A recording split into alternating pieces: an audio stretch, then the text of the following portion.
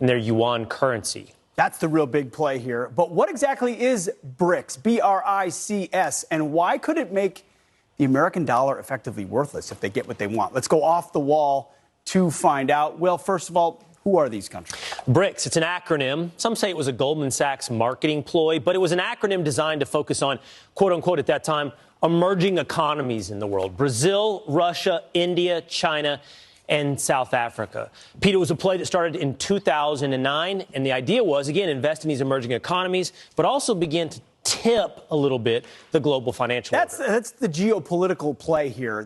The world after World War II was effectively reshaped by the West, by the winners, incorporating the losers and created a financial system as a result. China feels left out. Russia feels left out. By 2014, BRICS is developing a bank and currency reserve pool. They're trying to push the yuan and the ruble.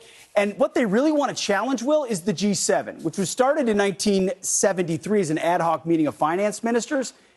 U.S., U.K., Canada, France, Germany, Italy, and Japan control a lot of how the world does trade, economics, policy. Russia and China want to challenge that. Right. And BRICS has had growing influence as of late, recently.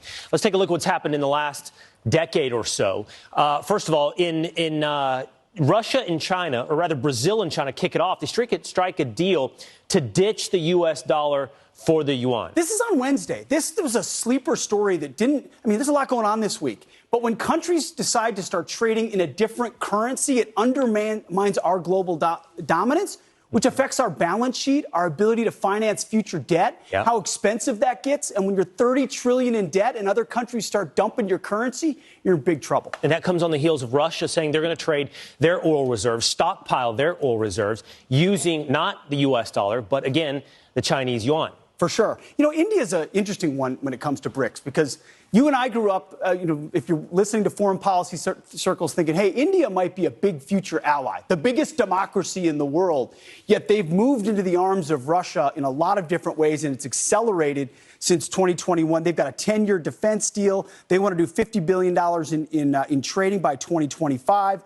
And by the way, Russia, the biggest supplier of weapons to India. So I was going to say the most concerning part of that is the defense cooperation between those two countries. And then there's South Africa. We've talked a lot about China's influence, its investment, literally its investment across the world in South America, but also in Africa. $14.7 billion to South Africa. The flags you see across this wall on each one are either the Communist Chinese or Vladimir Putin's Russia, who themselves have been getting closer and closer, and now they want to expand that orbit through BRICS. Because it's not just these 5 countries, Will. There are now over a dozen other countries that want to join. They reportedly have letters of interest into BRICS, hoping to join. Here are some of those.